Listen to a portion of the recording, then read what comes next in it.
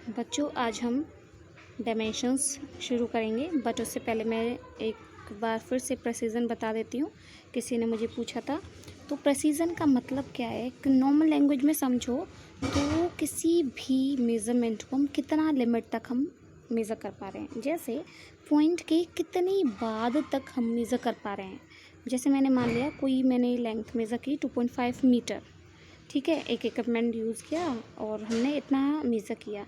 अब अगर मैं दूसरी किसी डिवाइस से उसी को 2.570 मीटर तक मैं अगर मेज़र कर लेती हूँ तो ये मोर प्रिसाइज वैल्यू होगी और जो इक्विपमेंट होगा मोर प्रेसीजन वाला होगा, यानी कि ठीक है, ये लेसर प्रेसीजन। मतलब पॉइंट के बाद अगर आप देखो जितनी ज़्यादा डिजिट्स हमें दिखने को मिलेंगी, यानी कि वो ज़्यादा अच्छा प्रेसिजन वाला डिवाइस है, ठीक है। चलिए अब हम अपना टॉपिक पे आते हैं आज के, जो है डायमेंशंस। तो डायमेंशंस होता क्या है? डायमेंशंस का मतलब क्या है? किसी भी फंडामेंटल क्वांटिटी की पावर की फॉर्म में अगर हम किसी क्वांटिटी, फिजिकल क्वांटिटी को शो कर रहे हैं तो वो जो पावर्स है ना, वो उस फिजिकल क्वांटिटी की डायमेंशंस शो करेगा। जैसे डेंसिटी को हम लिखते हैं मास अपॉन वॉल्यूम, ठीक है। ये मैंने डेफिनेशन भी लिखी है, बट ऐसा कुछ पूछते नहीं है, बट लेकिन मैं बता देती हूँ। जैसे density equals to mass upon volume होता है, तो मास अपॉन वॉल्यूम, वॉल्यूम मतलब L into B into H. तो मास के लिए हम यूज़ करते हैं M। लेंथ, ब्रेड्थ, हाइट, तो लेंथ, ब्रेड्थ, हाइट तीनों लेंथ ही हैं। डिस्टेंस यानी कि डिस्टेंस को हम L से शो करते हैं, टाइम को T से। तो अगर मैं इसको डायमेंशंस फॉर्म में लिखना चाहूँगी तो M को इस तरीके से स्क्वायर ब्रैकेट में हम रखते हैं। तो M नीचे आ गया, L, B के लिए भी L, डिस्टेंस है क्योंकि, H के लिए भी L, लेंथ है यानी कि, ठीक है, तीनों लेंथ ही हैं।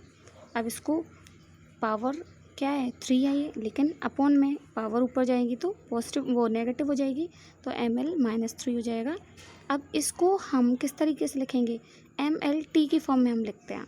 तो m की पावर यहाँ कुछ नहीं लिखा, यानी कि 1 है, l की पावर -3 है और t कोई पावर नहीं लिखी, मतलब t है ही नहीं, इट मीन्स 1 है, यानी कि t to the power 0, anything to the power 0 equals to 1 होता है ना, तो हम इसको t की फॉर्म में इस तरीके से लिख देंगे।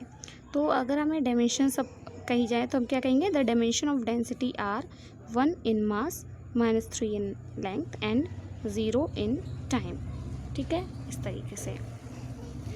Then dimensional formula. Dimensional formula क्या? कोई भी एक्सप्रेशन जो कि फंडामेंटल क्वांटिटी को रिप्रेजेंट कर रही है, ठीक है, मतलब किसी फिजिकल क्वांटिटी को हम डायमेंशंस की फॉर्म में जब लिख रहे हैं तो वो जो फॉर्मूला शो कर रहा है ना, ये जो फॉर्मूला है ये डायमेंशनल फॉर्मूला है, ठीक है। तो ये जैसे कि आपका वॉल्यूम के लिए m0 L की पावर 3, L की पावर 3 था ना, तो हम m होता ही नहीं है, इसमें लिखा नहीं है ना। अगर हम वॉल्यूम लिखेंगे तो L इंटू एच, यानी कि L into B into H, तो m तो है ही नहीं तो 0 रख देंगे, t नहीं है तो 0, तो और L की पावर 3, तो m0 L3 T0 हम लिख सकते हैं। ऐसे फोर्स के लिए हम निकालेंगे, यही आएगा। अगर वेलोसिटी का निकालेंगे, वेलोसिटी यानी कि डिस्टेंस अपॉन टाइम, यानी कि L अपॉन T, तो क्या आ जाएगा? LT-1, ठीक है, वेलोसिटी के लिए। और एक्सेलरेशन, वेलोसिटी अपॉन टाइम, यानी कि वेलोसिटी L अपॉन T, और अपॉन टाइम एक और T आ गया, तो क्या बन जाएगा? LT-2। इस तरीके से मतलब हम डायमेंशनल फॉर्मूला निकालते हैं, ठीक है। डायमेंशनल इक्वेशंस क्या है? मींस कोई भी इक्वेशन जो कि फिजिकल क्वांटिटी को डायमेंशनल फॉर्मूला के साथ रिलेट कर रही है, ठीक है। तो जैसे फोर्स है, फोर्स को हम लिख सकते हैं mlt-2, तो force equals to this, equals to dimensional equation हो गई इसकी। वेलोसिटी LT-1, तो वेलोसिटी इक्वल्स टू LT-1 आपकी वेलोसिटी की डायमेंशनल इक्वेशन हो गई, ठीक है। इस तरीके से आप डायमेंशनल इक्वेशंस, डायमेंशनल फॉर्मूला आप निकाल सकते हैं। अब अगर हम डायमेंशनल इक्वेशंस के यूजेस, डायमेंशंस जो हैं इनका यूजेस अगर हम देखना चाहें तो सबसे पहले conversion from one system of unit into other, ये बहुत इंपॉर्टेंट, मतलब यूजेस याद रखने वाली बात है, ये नहीं पूछा जाता कुछ भी। तो सबसे पहले एक सिस्टम से हम दूसरे सिस्टम में कन्वर्ट करने के लिए डायमेंशंस का यूज़ करते हैं, डायमेंशनल फॉर्मूला का यूज़ करेंगे। जैसे हमें CGS से MKS में या MKS से CGS में, इस तरीके से, ठीक है। दूसरा चीज़ डेराइवेशन ऑफ फॉर्मूला, हम फॉर्मूला को डेराइव भी करते हैं इसी की हेल्प से, ठीक है।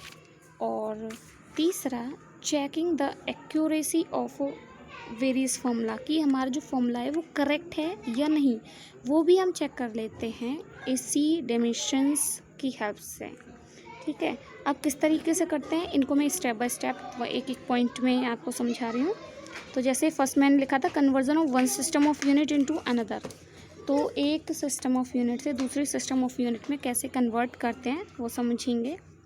तो सबसे पहले हम किसी भी फिज़िकल क्वांटिटी को हमने मतलब मैग्नीट्यूड जो होता है, किसी भी फिज़िकल क्वांटिटी को कैसे लिखते हैं, यूनिट और न्यूमेरिकल वैल्यू। मतलब जैसे मुझे मास लिखना है तो 40 kg कैसे लिखेंगे, 40 kg, इस तरीके से, है ना, m=40 kg। अगर मुझे यूनिट चेंज करनी है, अगर मैं kg को ग्राम में कन्वर्ट करूँ तो 40,000 ग्राम हो जाएगा, लेकिन ये इक्वली तो रहेगा। मीन्स मैं क्या लिख सकती हूँ, n1 u1 numerical value into unit, ठीक है, और equals to n2 u2 numerical value into second जो यूनिट है, ठीक है। तो इसको हम इस तरीके से यानी कि लिख सकते हैं, quantity equals to n1 u1 equals to n2 u2, ठीक है। अब आप इससे हम कैसे करते हैं आगे देखें। तो मैंने क्या माना कि हमारी जो यूनिट है u1, ठीक है, मैं उसको इस फॉर्म में रख सकती हूँ, यूनिट को हम इस तरीके से रखते हैं, ठीक है। ऐसे ही हमने मान लिया u2 इस फॉर्म में, ABC, पावर्स सेम ही रहेंगी, ठीक है। अब हम इन दोनों को इसमें रखने वाले हैं, इस इक्वेशन में। तो हम क्या n2 क्या निकल के आएगा, क्योंकि हमें न्यूमेरिकल वैल्यू ये निकालनी है। यूनिट तो हमें पता है कि किस में कन्वर्ट करना है, जब भी हम एक यूनिट से दूसरे यूनिट में बदलना होता है, जैसे हमें MKS से CGS में बदलना है, तो हमें ये पता है कि MKS में यानी कि मीटर, किलोग्राम, सेकंड से हमें ग्राम जो है सेंटीमीटर और सेकंड में बदलना है। तो यानी कि यूनिट तो हमें पता है, ठीक है, लेकिन हमें न्यूमेरिकल वैल्यू नहीं पता होती है। तो मैं n2 निकालना है, यानी कि हमें कि कितने टाइम्स वो कम या ज़्यादा होगी, ठीक है, ग्राम से। जैसे हमें इसमें कन्वर्ट किया तो ये हमें पता है kg से हमने ग्राम में कन्वर्ट किया, पर ये कितना कैसे निकलेगा, वो इस तरीके से निकलता है, ठीक है। तो मैंने क्या किया कि n1 ये तो इक्वल है, तो मैंने n2 निकालेंगे तो n1 u1 अपॉन u2 होगा। अब इसमें मैं इसकी वैल्यू पुट कर देती हूँ, तो n2 equals to n1 m1 की पावर a, l1 की पावर b, t1 की पावर c, इस तरीके से हम लिख सकते हैं इनको। अब ये एक पावर है दोनों की, तो मैं इसको क्या लिख सकती हूँ, पूरा एक साथ ले सकती हूँ, ठीक है, पावर a, इसकी power b, t1 upon t2 की पावर c, इस तरीके से। तो ये जो फॉर्मूला है, इस फॉर्मूले से हम सॉल्यूशन कर लेते हैं, मतलब एक यूनिट से दूसरी यूनिट में कन्वर्ट कर लेते हैं डायरेक्ट फॉर्मूला लगा के, ठीक है। अब कैसे करते हैं इसको हम डिराइव कर लेते हैं एक बार, ठीक है। जैसे मैंने माना कि मुझे कन्वर्ट करना है, convert N energy of 1 joule into अर्ग, मतलब 1 जूल को अर्ग में कन्वर्ट करना है। अब जूल क्या है, जूल है MKS सिस्टम यूनिट एनर्जी की, और अर्ग है CGS सिस्टम यूनिट, ठीक है, ये हमें पता है। अब हमें कन्वर्ट करना है तो हम क्या करेंगे, 1 जूल को कन्वर्ट करना है ना, तो सबसे पहले हमें n1 पता है, यानी कि ये n1 है, ये u1 है जूल, अर्ग है u2 है, n1 वो n2 हमें नहीं पता, ठीक है। तो अब हम सॉल्व करते हैं। तो सबसे पहले वैल्यूज़, ये जो चीज़ें m1 है, ये सारी चीज़ें हम रख लेते हैं। तो जूल के लिए अब मैं रखूँ तो जूल यानी कि आप m1 L2 T-2 होता है। अब अगर नहीं याद होता है तो आपको कोई भी फॉर्मूला यूज़ कर लो आप, जैसे जूल वर्क की यूनिट होती है ना, वर्क की यूनिट है जूल, और वर्क का फॉर्मूला क्या होता है, फोर्स इनटू डिस्प्लेसमेंट। अब फोर्स का अगर आपको डायमेंशन नहीं पता तो फोर्स का फॉर्मूला रख दीजिए, मास इनटू एक्सेलरेशन इनटू यानी कि एस, ठीक है। अब मास से हमें पता है, एक्सेलरेशन का अगर आपको डायमेंशन पता है तो ठीक है, अदरवाइज़ इसको भी तोड़ लीजिए, मास एक्सेलरेशन यानी कि चेंज इन वेलोसिटी यानी कि v minus you upon T into S. ठीक है, अब पूरा स्कैटर हो गया ये। अब इसके डायमेंशंस रख सकते हैं हम, m यानी कि मास यानी कि m, ठीक है, वेलोसिटी का डिफरेंस डायमेंशन तो वेलोसिटी माइनस वेलोसिटी, वेलोसिटी रहेगा यानी कि वेलोसिटी का क्या होता है L T minus one upon T है ना। और ये क्या है, ऐसा डिस्टेंस है ये, ठीक है, डिस्प्लेसमेंट, डिस्प्लेसमेंट की यानी कि लेंथ। ठीक है, तो अगर मैं इससे निकालना चाहूँ, मैं यहाँ पे लिख देती हूँ, तो एम एल टी यहाँ पे नीचे वो है 1, ऊपर जाएगा माइनस का हो जाएगा यानी कि प्लस हो जाएगा, इसके साथ -2 हो जाएगा, टी -2 एल। अब ये एल और ये भी एल, तो एम एल 2t -2 ये तो निकल के आएगी। ठीक है, इस तरीके से तोड़ तोड़ कर आप निकाल सकते हैं अगर आपको नहीं पता है तो। ठीक है ना, तो मैंने देखो अभी इस तरीके से निकाला, मैंने डायरेक्ट लिखा हुआ है। ठीक है, 1 joule equals to M L 2t -2। ठीक है, अगर नहीं है तो हम इस तरीके से निकालेंगे। किसी भी चीज़ को तोड़ लिया करो, कोई भी स्मॉल से स्मॉल फॉर्मूले में, और निकाल लिया जो भी हमें पता है। ठीक है, उस अकॉर्डिंग।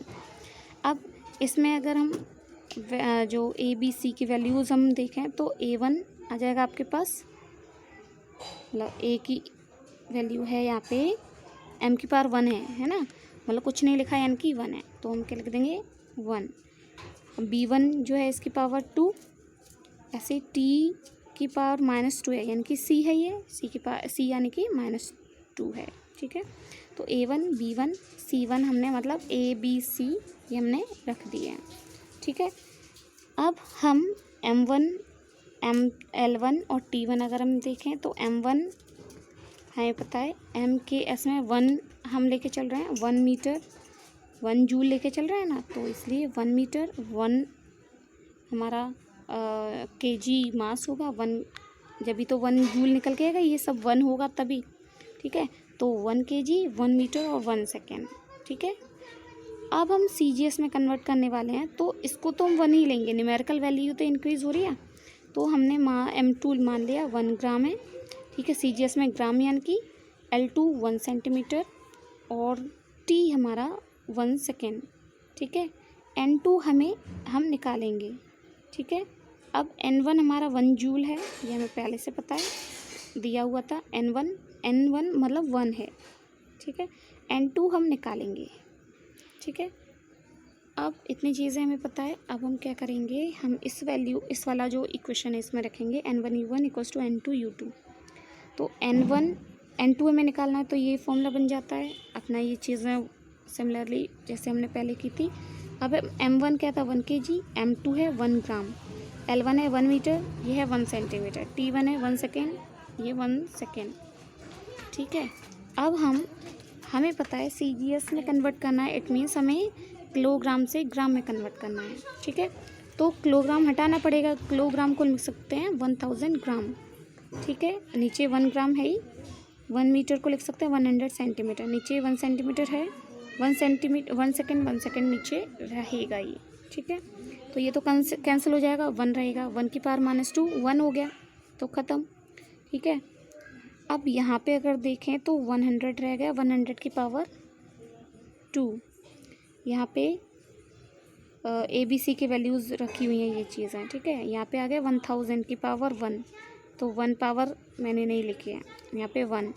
अब इसको जब हम सॉल्व करेंगे तो क्या आएगा 1 इंटू 1000 इंटू दिस, तो इसको सॉल्व करेंगे 10 की पावर कितना आ जाएगा, ये 3, और इसको आप खोल दें तो क्या जाएगा 3 इंटू 10 की पावर 100 इंटू 100, इस तरीके से लिख सकते हैं स्क्वायर को।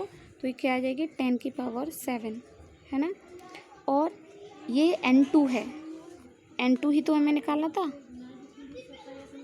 N2 हमारा आ गया ये, तो कितने टाइम्स हो जाएगा 1 जूल इक्वल्स टू N2 अर्ग, 1 जूल इक्वल्स टू N2 अर्ग, यानी कि N2 यानी कि 10⁻7 अर्ग। इस तरीके से हम निकालते हैं। ठीक है, तो ये आपका पहला मैंने तरीका बता दिया बाकी मैं नेक्स्ट वीडियो में बताने वाली हूँ, इसमें काफ़ी टाइम लग रहा है इसलिए, ठीक है ना। इसको एक बार ट्राई करेंगे, ठीक है, खुद करके देखिएगा और नहीं आए फिर मुझे पूछिएगा भी।